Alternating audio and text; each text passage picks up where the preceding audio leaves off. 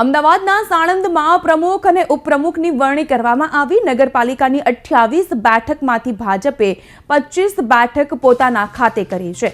સાણંદ પ્રાંત કચેરી ખાતે બેઠકનું આયોજન કરવામાં આવ્યું। સાણંદ નગરપાલિકામાં પ્રમુખ પદે ધ્રુમિન દોશીની વરણી કરવામાં આવી છે, તો ઉપપ્રમુખ બન્યા છે માલતી પટેલ।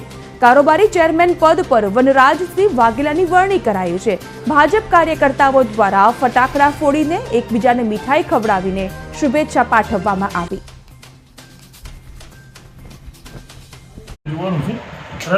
રોડ ગટર પાણીની વ્યવસ્થા જનતાને સુમેરે મળી રહે એ માટે મારે આગળ વધારે પ્રયત્નો કરવાના છે।